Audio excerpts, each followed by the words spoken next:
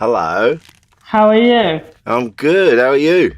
Very well, mate. Thanks for having me. It's about bloody time we did this. It's been ages coming, It has been a while, but isn't it? I'm so pleased. We're here now. Good. It's good to have you on. So you're moving house, did you say? Yeah, moving east on Friday. Oh, yeah. Where are you going east? Hackney Downs, near Hackney Downs. Very nice too. That's all right. Yeah, I feel like incredibly posh because I've been south for like 6-7 years, and yeah, it's a big change. Very exciting. Yeah. I tell you what, it's funny because I'm from south. And having lived east now, I'm like, oh yeah. No disrespect to anyone who's still south. I mean, east is the place you know, it's very nice. I'm glad to hear that from a southerner because I don't know. I feel like people get very protective over their areas, don't they? So it's Yeah, unnecessarily so. You're like, it's just a place. Like I'm obviously you're proud of who you are and who you've become, but I don't really think it's anything to do with where I'm from. Do you know what I mean? It's more to do with the work I put in to better myself.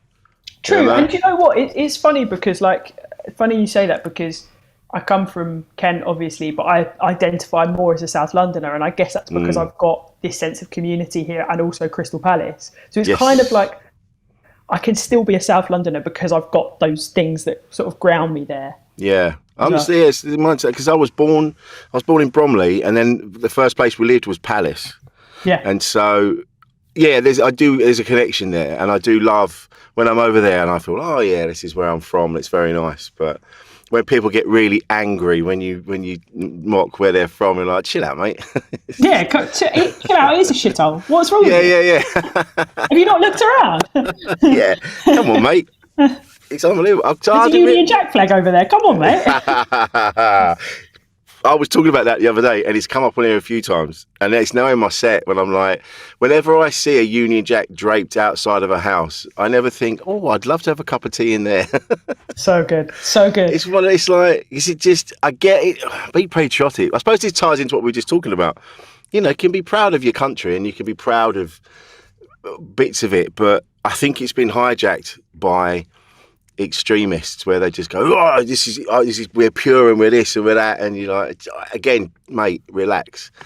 To be fair, you're being a little insecure. Like yeah, that's it, yeah. Yeah. And to be honest, we're all fucked. It doesn't matter where you're from. Oh, what a lovely. So there we are. Oh God, I feel good. I feel great. And this is what it's all about. We knock it all down and then we build it all back up again. That's what we do. So how are you? How have you been? You all right? Yeah, I think so. Yeah. Just that the house move is sort of. It's one of those where I feel like I should be more stressed than I am, but I think I've just got so much better at like managing stress and anxiety and stuff like that because it's fine to feel them, but I think now, whereas before, if I'd feel stressed or anxious or something, I'd be like, well, this is me forever. Well, that's just how I feel now. And now it's happened enough times that I can kind of go, give it a couple of days, it will be fine in a few days. And also just like the move will have happened. By Friday, I'll be feeling so chill. And I think, well, why was I worried in the first place? So yeah, it's just, I feel pretty good actually. I'm excited for Edinburgh. That's what I'm really excited about. Oh, I know, me too. And I wasn't even going to go, but now I'm like, ooh, yeah, okay, here we go. I'm actually, I'm looking forward to it. Look, I've got a show that kind of, because there's no pressure on me. It's like, I wasn't really thinking of doing one. And then it kind of this show just fell out on me. I'm like, oh yeah, go and do that then. All right. That must be such a nice position to be in where like you haven't worked for it. It's like a nice, one of those poos where you just go and just with the slightest pressure. Oh, out it pops. Oh, that was nice. That was. Then you look back and it's vanished. Oh wow.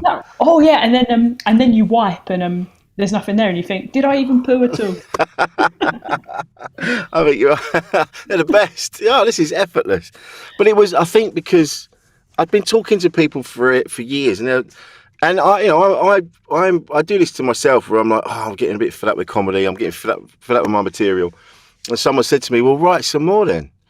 I went, oh yeah, okay. And so I was, after the lockdowns and everything, I just felt there wasn't a pressure to sort of, it's like, I can do this, and then sort of material just started to happen, and then suddenly it was like, oh, there's enough here for a show. This is all right.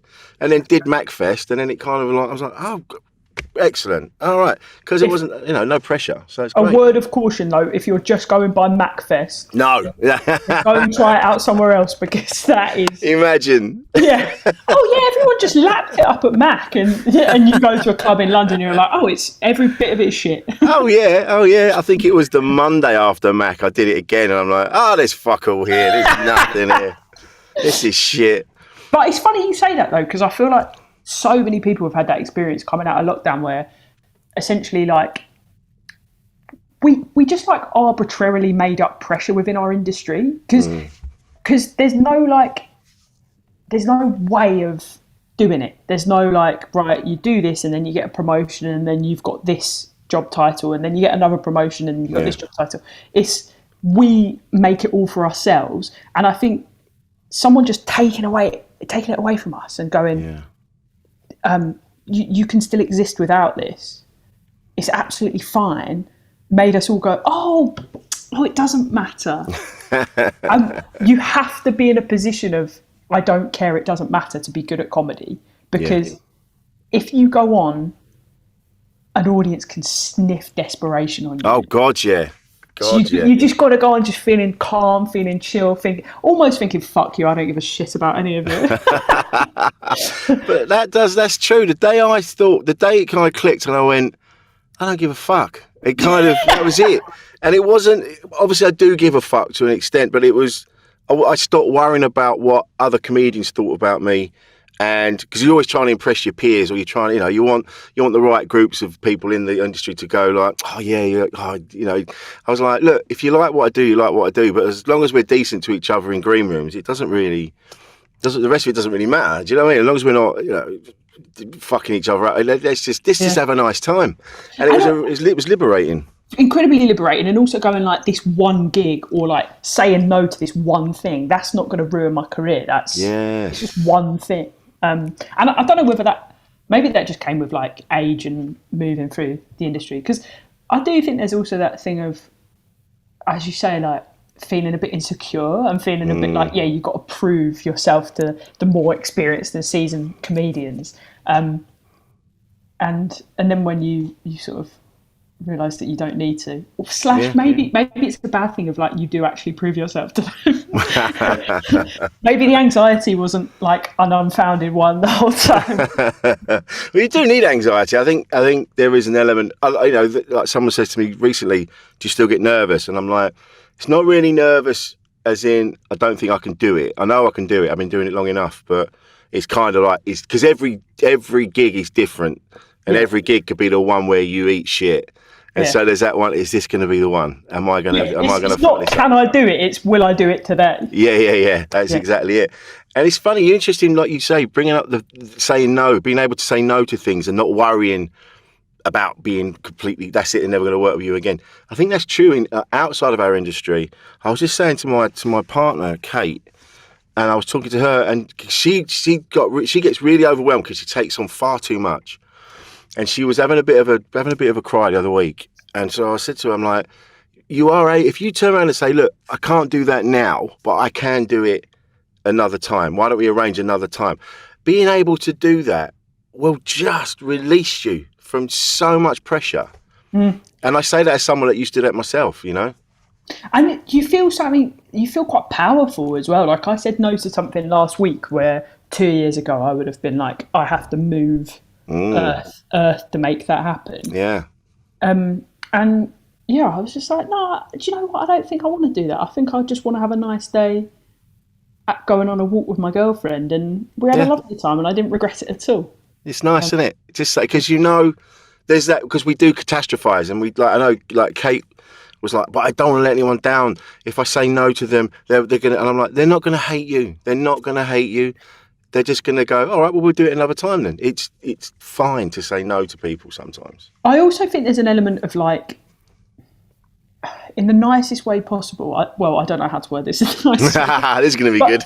Like, we're not sometimes we think we're the centre of the universe, and we're not. So like, yes. If someone's texting you like, can you do this? Like, like it's an amazing opportunity. They'd probably text 3 other people if they need it. Yeah. If they need it covered last minute. So you're not letting anyone down. Like, it'd be nice to be able to do it, but it's not all about you. No, exactly. I think that's it. It's there's Slagging so off your many. girlfriend. Sorry. No. But I think she does. She just worries that people aren't going to like her. She likes, like we all want to be liked, and I think she worries that people won't like her if she says, "I can't meet you for coffee," or we can't do that thing. And I'm like, honestly, if you just say, because I used to do that. I remember years ago, a bloke, Ian, said to me, he said, because what I'd end up doing was making plans with lots of different people, but then I'd have to let someone down because it was always at the same time. So then he just took me to one side and he went, "Stop saying yes to people." He goes, because in the long run, if you let them down like that, they will not like you and they won't ask you to do things. Like, sometimes people pleasing can be counterproductive because then you just become a massive flake, and no one likes a flake, Rich. Oh my God, no one likes a flake. Just say, if you really don't want to, then say no. That's it. And I've learned that the hard way. But may I also say, Kate has nothing to worry about. I met her the other week. She's absolutely lovely. Yeah, she said she met you. Lovely. Tell her to suck it up. Stop being a bit.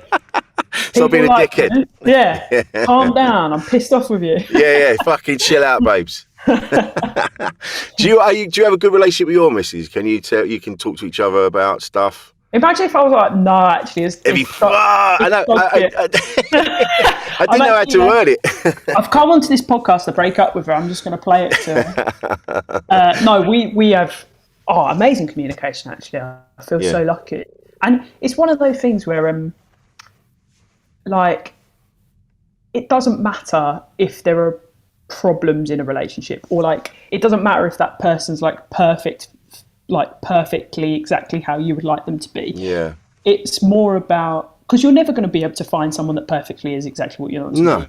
There are always going to be shortcomings or difficulties or miscommunications. But within that, if you are then able to just have a chat about that and team up and basically help each other through and kind of meet halfway, be willing to apologise, meet in the middle, then obviously that's the way to go. So it's not about the problems in themselves, it's how you communicate about them. And I think it takes time. I've never got 2 years into a relationship, and it takes a long time to work out those things and make mistakes. And I feel like we're building up a really good shared common language in terms of working through all stuff. And that's nice.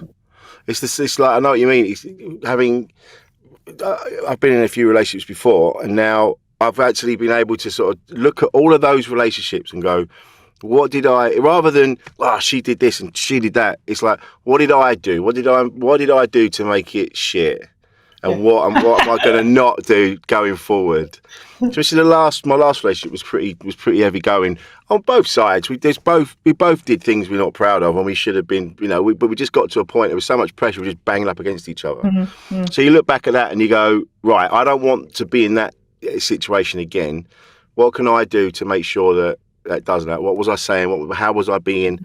And so I'm really aware of myself now.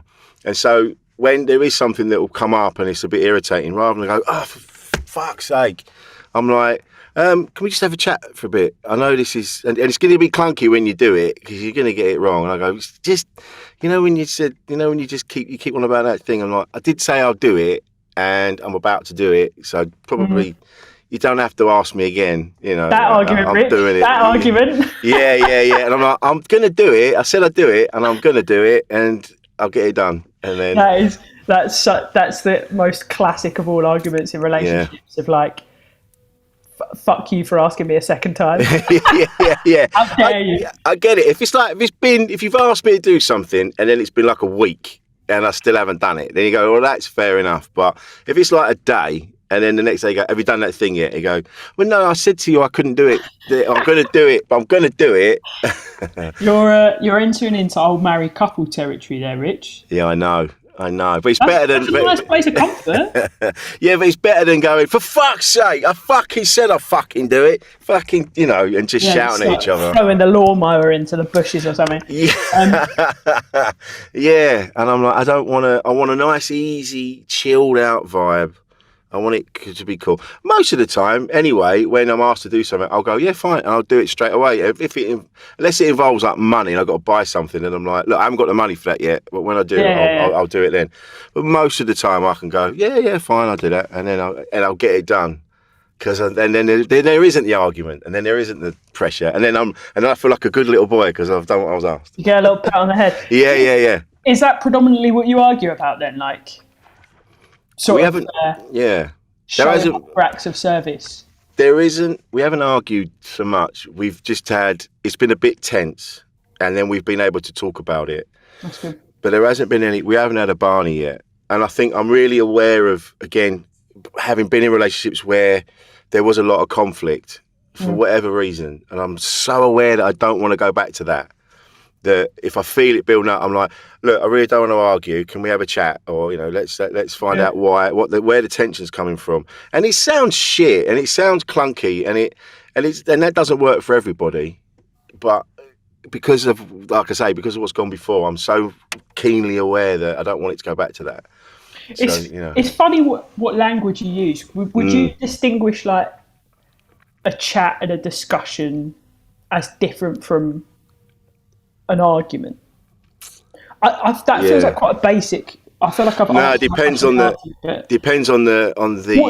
octaves. If it's loud, it's an argument. Yeah. If you're going up the range, then because I think a chat is kind of Yeah, I know it's a shit question, but I think I'm just interested in the idea of like, when does a chat and a discussion fall into the argument category? And I think it's when, like what you describe with your ex, is like when neither of you are willing to meet in the middle, where it's just like I've decided that I'm here for my agenda, they've decided that they're there for their agenda, and you can't be compassionate to each other. Yeah, exactly. Right? Whereas chat and a discussion is like, I'm turning up and I'm like really like open body language. Yeah, palms, like, open palms. Yeah, trying to empathise and put myself into your shoes and make space for you. Yeah. Yeah, I tend to a few times I've come at it with, right, why is she stressed, and see what's happening from that side, rather than me coming at it with, why are you having a go at me? You kind of. Why? What's happened? What's happened? Don't get defensive. Don't get defensive, because it ain't. Yes. It's not about you, is it? It's about. Yeah, exactly. The best. We say that though, but I think there's something to be said for having an argument sometimes, though. Because one of the best things that sticks in my mind when I did therapy the last time was, I came in with an issue and had been like, oh yeah, a mate did this and it really upset me, and then I tried to explain what she'd done wrong, and she wouldn't listen. So then I shouted at her really like loudly, and I feel so bad about it. I shouldn't have done that. That was really out of order of me. I should have explained my thoughts clearly. And my therapist was like, well, why? Because like humans have been given the faculty to shout, and as long as you don't do it in an aggressive way, as long as it's more about how like using your last line of not attack, but like the last thing you have available to you to show that person how much they've hurt you. Like sometimes you need to be angry, and I think sometimes, like, again, as long as it doesn't become toxic or aggressive or violent in any way, like I think an argument can sometimes almost like shock the relationship a bit and kind of go, oh, hang on a minute, like I do want to fight for this, and I do. Do you know what I mean? Yeah, I do. I know exactly what you mean. You do need that sometimes, just to get it out, just to get it's all because all the time you're saying, oh, can we? Right, we're gonna have an argument. I really don't want to. Can we have a bit of a chat? And then you're skirting around a thing. Yeah, and you're like putting a lid on the pressure. Yeah. Whereas sometimes you just got to go, just Let it all out. So yeah. Are you scared now of going back to that? Do you feel like you're not keeping stuff back because you're worried it's going to go to an argument? Or no, I think I'm just, because I've had therapy as well. Yeah. Like there was couples counselling that I've done, not this time but before, and then I've had counselling on my own and finding out where my issues were sort of stemming from. And we really figured it out, and it was really cool. And it's like, oh, that's why I've always been a bit angry because of this. And then it's like, well, there's no point in me being angry about that anymore because that's not going to rectify anything. So I'm really aware now of what I'm annoyed about. You know, so normally it's because I'm skint or I'm a bit tired, but I can figure that out. I'm not just barreling around being angry anymore because I've sussed it all out, which is nice.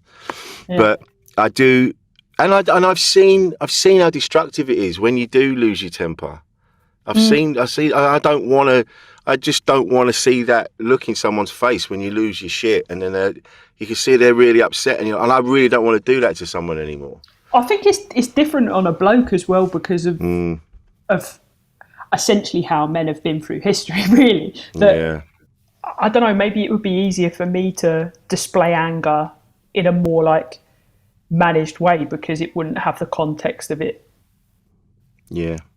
usually blowing up into something bigger or violent. So and also I think a lot of women have experienced anger in like negative ways where it like tips over into something worse than shouting. So I imagine it's hard to navigate in terms of displaying your feelings in that way. And I do know because it takes me a long time to get to that point because I am, I'm really chilled out and really cool, but then suddenly I'll just things will build. I used to let things build up over over a period of time, and then suddenly I'd blow up over something that's just bollocks, like a chicken burger or something like that. And you're like, I'm not even angry about the chicken. What am I losing my shit for? And imagine if you were just angry about the chicken. I'm eating so much. I'm fucking sick of this. They don't put enough in, and I am. Do you know what? I am. Having been in a really, really volatile relationship, I am really more aware of it, and having been on the end of volatility. That will change you as well. You kind of go, shit. You see it from the other way. You kind of go, fuck, that's horrible to be on the end of. And so, you think, fuck, and that makes you really kind of go, shit. So when I shout and lose my temper, that's what I'm making people feel like. And I'm like, oh my God, I don't want to feel like that. I certainly don't want to make someone else feel like that. Because when you're on the end of it, you're like, especially when you're like, where the fuck is this coming from? And all this awfulness is coming at you, and the worst things you've ever heard just coming at you, and you're just going, the fuck, I can't. How'd you deal with it? How have we got here? And how do you deal with this as well? Is like often in the aftermath of an argument, the thing that I find is like, how do we rebuild from here? And usually it's like you just wait a couple of days and let the emotion like essentially drain out of the situation, and then you can kind of look at it and go, look, I'm sorry I did this, and I reacted in that way because you did that. But sometimes that conflict is so big that maybe it can't be rebuilt. Well, so that was it takes couples therapy. That's what it got to a point like we can't. We're obviously not meant to be around each other, so let's not be around each other and that's what it is bad. It's that shit chemistry and whatever else it is. But that I think. Do you know what? It's funny talking about the way. What happened? Right. So on Saturday, I was doing a gig, and as I'm on, two fellas, one after the other, went out to the toilet, and the toilet was it was basically in the room. The toilet door was in the room. So the fellas were getting up, and they go to the toilet. So I was taking the piss, going, I can't believe that bloke's behind that door right there, having a wee. Like, it's just bricks and mortar and wood. And I was taking the piss, and he came out, and I was giving it.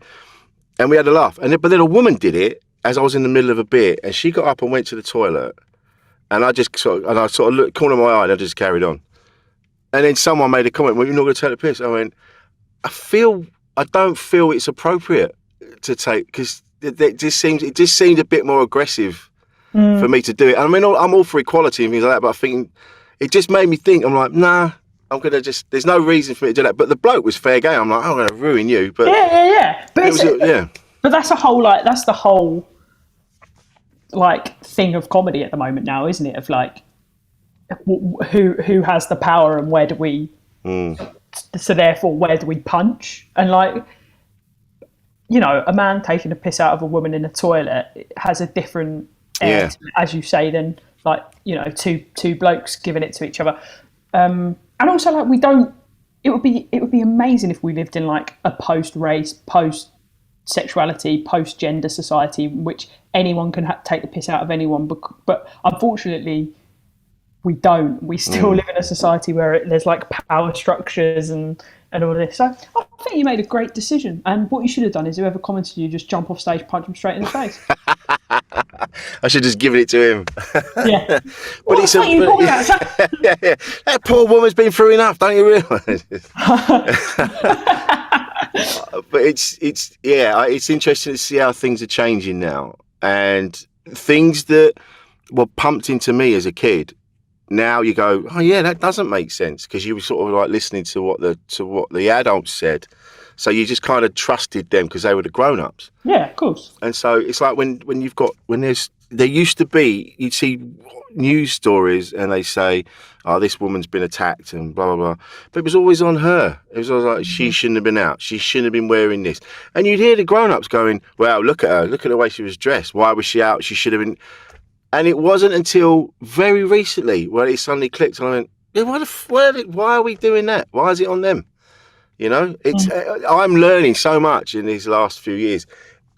I'm sorry it's taken this long, but it's because I'm from a different time, so I just believed what the parents said. Absolutely. You know, but it's good that you're having that reckoning, and like, I don't know, not everyone is, and I know, but lots of people see it as like a direct threat. Lots of blokes, I guess of your demographic would see it as a direct threat, and people are saying you are bad, you have done this, you have done that, and it's like, no, what we're talking about is structural things, and like, it's not your fault if you got taught the wrong thing, but it is your fault if you're now being corrected or educated or whatever, and you're not listening. Yeah. You're reacting badly, and I hope we are in that tipping point. If you look at social media, then I don't know that we necessarily are, but I hope we're in that tipping point where people have like got over their initial feelings of like ego and guilt when it comes to their privilege being pointed out, and we can now go, okay, I'm sorry about the things that I did, and just kind of get on with it, just get on with helping each other, and not,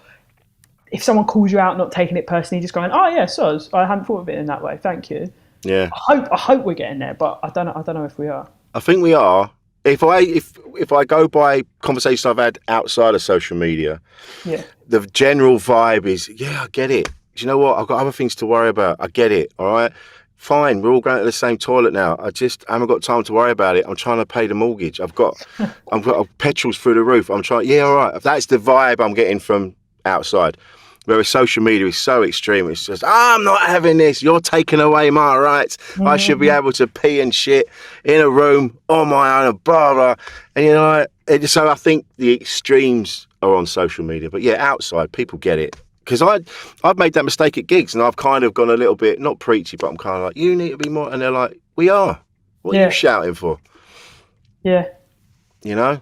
I think it's like with again, on social media, I saw a lot of people talking about pride, and they're going, oh, this still?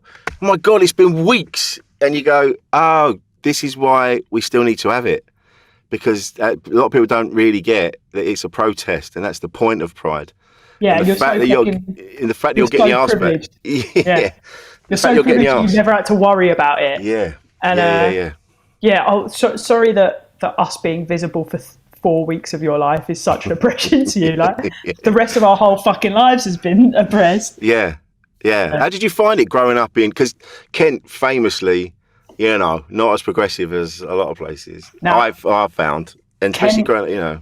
Kent has got it's a classic England flag outside of World Cup season area. Yeah. England flags everywhere. Lots of nationalism. I don't know. It's hard to say. I went to a really nice school and remained sort of closeted until I was 17, I sort of did the cold launch of my sexuality, and then I did the hard launch at university, and then told my parents when I was 21. It's one of those where, like, I think it could have been a lot harder. I essentially managed to like tell the people that I knew would be absolutely fine with it, and then run away to this sort of liberal haven of London, and lots of internalized homophobia and lots of particularly internalized like mask phobia. So it's taken me a long time to sort of accept exactly like the clothes that I want to wear and how I want my body to be. And I think in my early 20s, like the sort of pain that came from not being able to express myself in those ways, like manifested through lots of like eating, drinking, smoking, taking drugs, like that kind of thing. So yeah, I'd say that in and of itself, like the Kent bit was fine because I just lived not as the person that I was. Yeah. And then when I like moved away and had to sort of undo all of that stuff, where I had the kind of reckoning. But I just feel so lucky I got to do it around like it's an amazing supportive group of like queer friends, allies, and it made that transition process like so much easier. And it was also like it's also quite fun going on like a course of self-discovery. Do you know what I mean? Like, it can. There were moments in therapy where like you'd come out and you'd be absolutely sobbing your eyes out, but the like sort of it felt like spring almost, where you'd like feel lighter. Yeah. Do you know what I mean? Yeah. Like a little bud coming through sort of the wasteland or something. Yeah. I've had a few sessions where you come out and it's like, after you've had heavy rain and then the sun comes out and then it's like you can hear everything popping and yeah. You feel like free and like literally lighter. Yeah. So go on, sorry. No, go on. No. I was just I was doing that classic space filling thing. Where I couldn't sit in silence, so I was just going to say something inane. Because there's loads of podcasts that I listen to, and after a while, I'm like screaming at the host, like, "Shut the fuck up! I want to listen to what they've got to say." So I like to give. This is all about the guest rather than me chuntering on. But that's it. So you're. I think because when I grew up in Orpington, I'm just from my personal experience, it would have been a bit more difficult for people to come out in the 80s, 70s and 80s. It was in the 80s. This would have been the time because that's when we were at secondary school, and and I know I've said this before on here. There was a few kids in my school that have come out since and are gay, but I remember at the time them just getting bullied to fuck because they were a bit different to the rest. And I went to an all-boys school. It was brutal. And then you think back now and you go, fuck, that must have been awful. And you're part of the gang, like, because everyone was getting bullied, so everyone's bullying everybody else. And you think back, you're like, oof, yeah, that's not my proudest moment. I think that's another thing that kind of fires me up to like do more, be better, like going forward. When you think about this shit, and really, you were joining in with the group. Everyone was like I say, everyone's bullying everybody else, and you go, all right, mate, fuck you, a bit gay, mate, And then you go home and go, oh God, do you know what I mean? It was a weird time, so it would have been difficult, I think, to come out back then. Oh yeah, and you're so right of like that group mob mentality where it just at times would have felt impossible to be the dissenting voice that stood up and was like, no, actually, that's because you're essentially. When you're that age, you just don't want to be the one getting bullied. So you feel kind of relieved.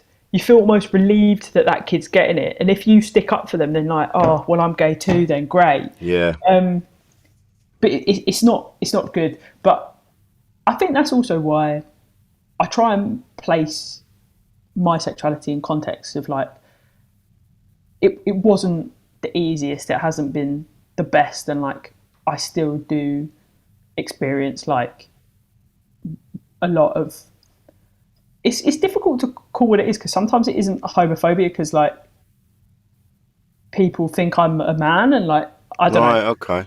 It almost feels like sometimes I get, and I hope this doesn't negate the experiences of actual trans people at all, but I will get transphobia directed at me because of the way that I present. Really? Oh yeah, big time. But basically the point is like it was a lot worse in the 70s and the 80s and the 60s, and I feel so grateful for like the people that went through that Yeah. awful experience to make it a bit easier for me. And it's so nice watching, and obviously like homophobia, transphobia is awful, but it's nice watching a generation of kids start to be who they want to be. It's you when you talk to the kids as well. I've gone into schools. I did one the other week actually. You go in. It was at Gordon School in Woking, and they have you in, and we just chat to them about life, mental health, bit of comedy, things like that. And you'll be surprised how switched on people are now. Especially then these guys are like 16, 17, and you're talking to them, and they were going, "Yeah, we get it. We totally get it about mental health." They were talking about pronouns, they were talking about gender, they were talking about all sorts. They're so on it, and you go, oh, this is all right. So the next generation, Yeah. they're the ones like now we've sort of started the conversations, and so there's still going to be a lot of resistance from people that I grew up with, where they're just scared of it and they don't really get it, and then there's those old kind of prejudice from when they were kids because their dad was so anti-gay and so anti this, that and the other. But now that next generation, like my lads are 24 and 30, and you talk to them and they're like, yeah, Dad, it's not a thing. I get it. Just get over it. Yeah. Why are you making a fuss? It's like, because it got to a point with them, and I've said this before, when they were growing up, I was so on it, and I was like, to a point, they turned around and said to me, like, Dad, we get it. We're not gay. Can you chill the fuck out? Like, just... And I'm like, you were like just make sure. desperate for one of them to be like, come on, make me trendy. Musicals, come on, come on. I want to look cool. Yeah, I need a refashion, please. Yeah.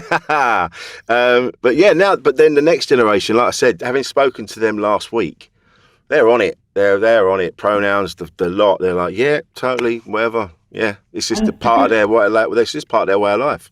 Absolutely, and the good thing is that, old guard of dinosaurs are dying off because I'm going around killing them. Imagine. I think it would be quite a funny. No, I'm not going to go into that. quite a fun hitman. Cleansing. Yeah. Oh no. Yeah, we're getting into dodgy territory now. Yeah. When you. They don't like it. The old straight white dudes don't like it when you talk about cleansing them. They do not like that. Bunch of snowflakes. just thaw them out.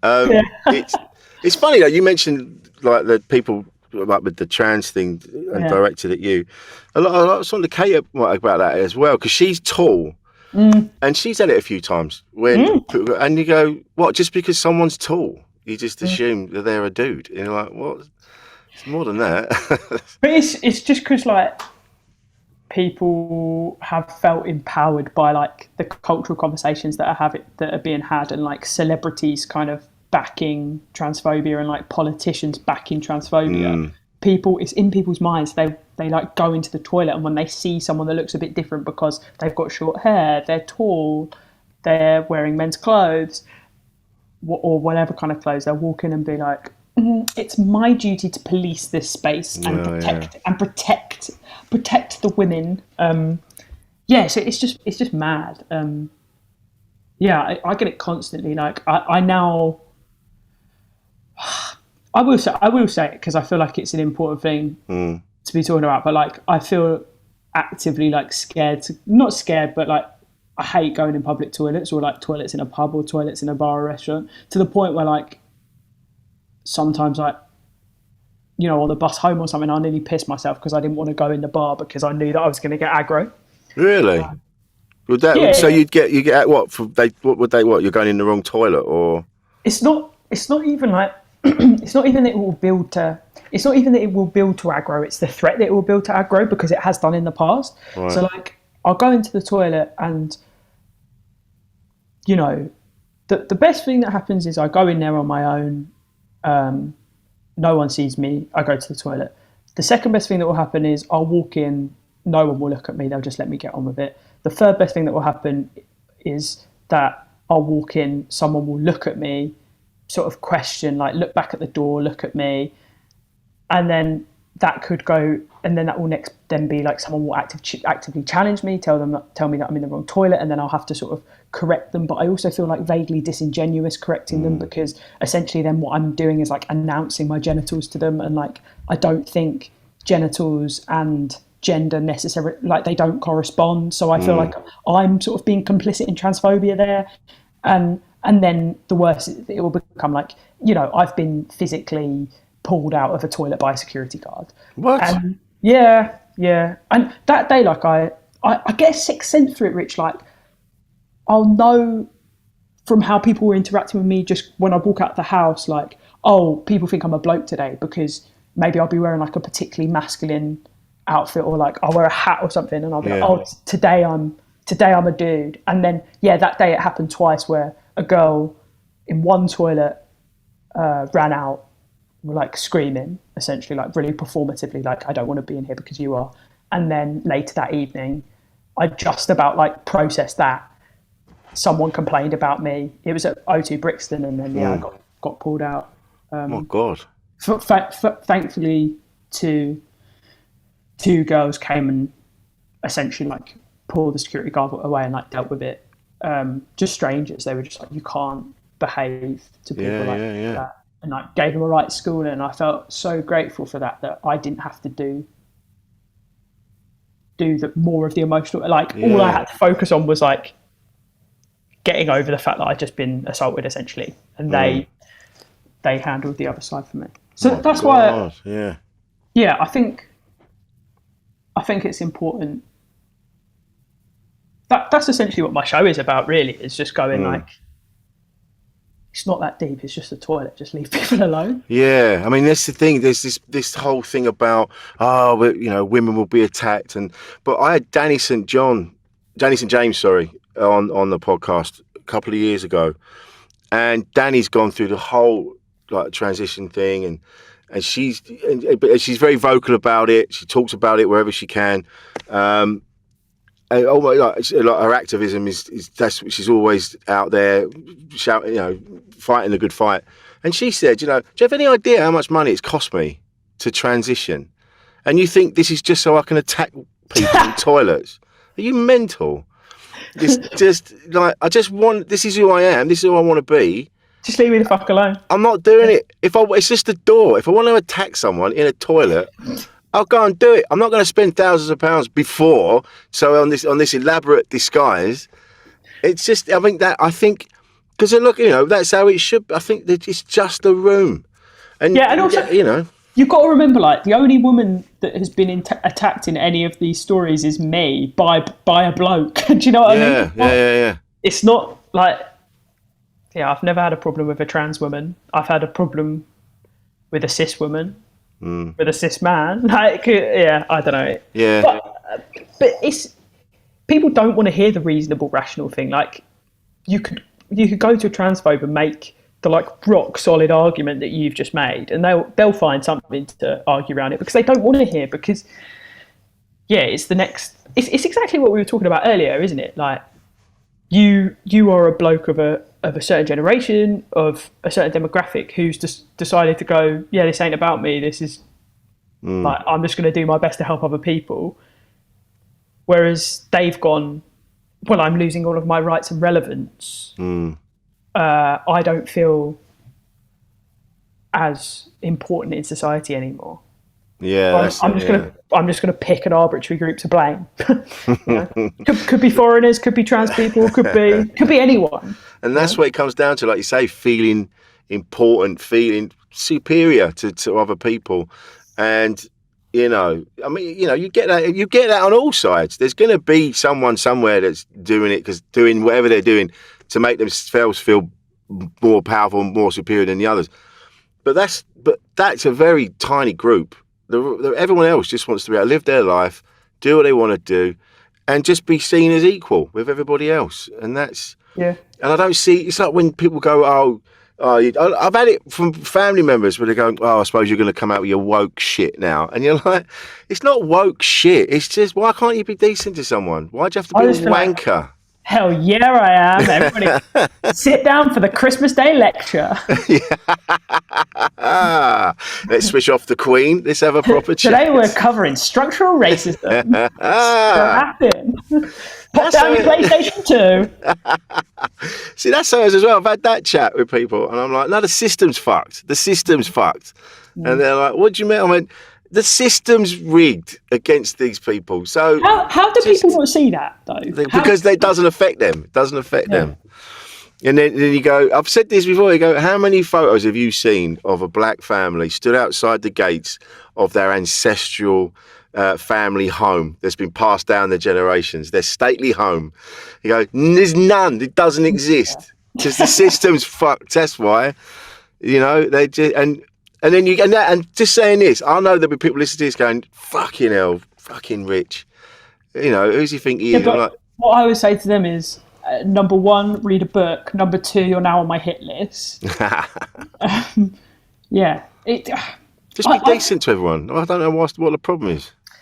Yeah, it's slightly more than be decent, though, isn't it? It's like being the version of being decent that we require is sticking up for people that have been oppressed for hundreds and thousands of years. Yeah. I don't know. I don't know how people just haven't got the memo yet, but they haven't, and we'll keep giving them their Christmas Day lectures until they do.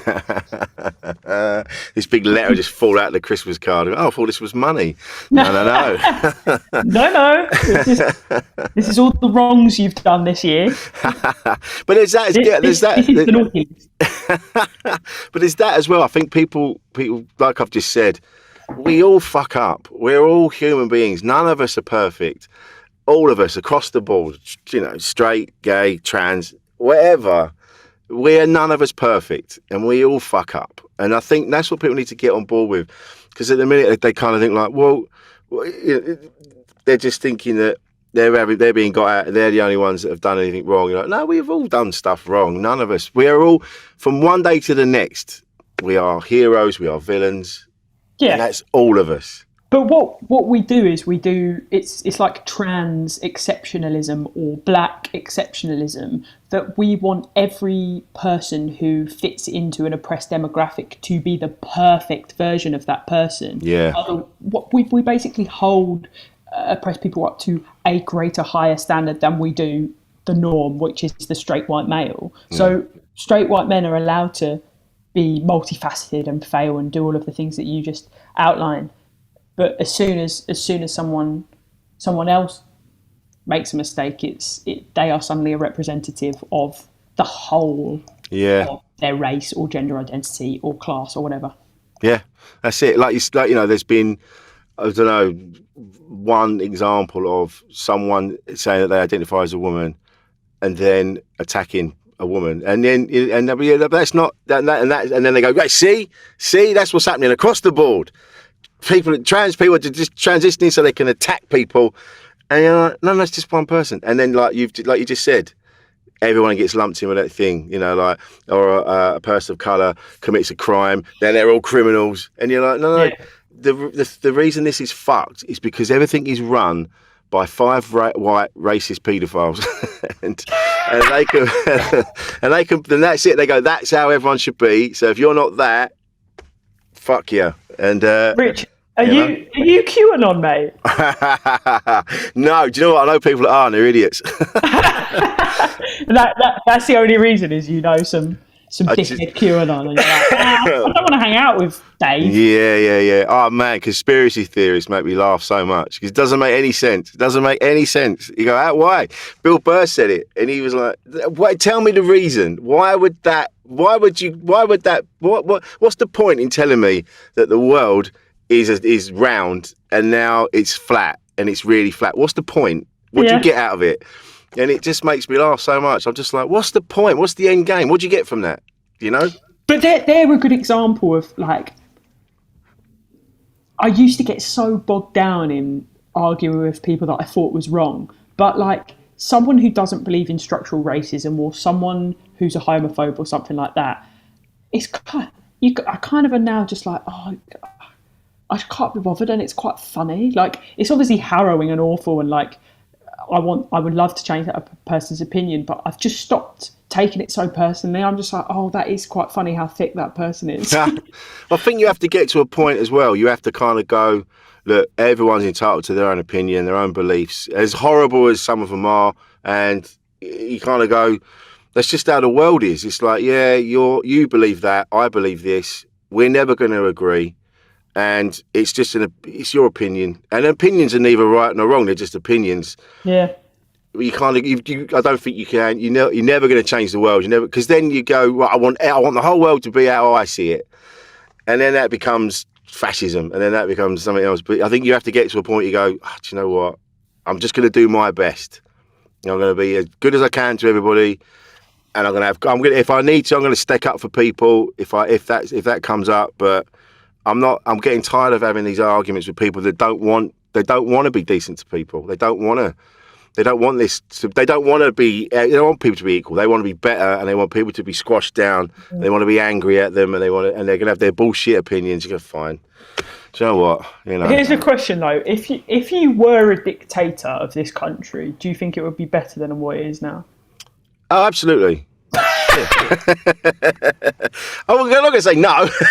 It cannot be worse. Imagine. I mean, what could you do that would be worse than it is now with Boris and his fuck club? Some people would say that if it's a dictatorship, then it's by virtue of it not being a democracy, it's already worse. But then I also kind of think it is a bit of a dictatorship because they've got the media, so everyone's just going to vote for the Tories for the foreseeable future. But even now, I saw a thing this morning, and the main dude behind the Daily Mail has now come out and said, you need to stop basically bigging up Boris, or I'm going to stop giving you money. And you go, all right, what's going to happen though? They're not behind Boris, but they're still behind the Tories, so they still want it to be a Tory government. They just don't like him. So I think what they're doing, the reason he's still in, is because they're trying to find someone that, one, A, wants the job, and B, is going to give them what they want and get the people back on side. And the reason Labour haven't turned the screw on Johnson is because he's doing far more bad shit for that party than Labour could ever do. Yeah. Keep him in as long. Yeah. Keep doing it, mate. He's burying Keep him in until 2024, and the left will win this one. I can't believe what he's getting away with. To be fair, Can you not believe it? I can completely believe it. But I mean, it's like, but now, because it's happened so often, a new thing happens and you go, right, there we go. Yeah, of course he was doing that. And but when you go back and think, I mean, it's an example that's been used all the time, but, Diane Abbott drank a gin on the tube and they wanted her beheaded. And yet that dude is having sex with everybody. Including, I mean, he's fucking us as well at the same time. And yet he just goes and he just carries on, and you're like, the visual metaphor for his prime ministerial reign is being asked a hard question and going and standing in a fridge. Like that's just his whole attitude. Is just just go and stand in a fridge, and once I come out, it will have blown over. He didn't even tell him. He just, I was just going to go and stand in here for a minute, and then just shutting the door. Yeah. He's done it with everything, and he'll do it again. We forget apparently. I don't know. I try not to look at it so much now because I'm just full of despair. It's funny. I was talking to someone the other day, and we were talking about people with extreme views and stuff.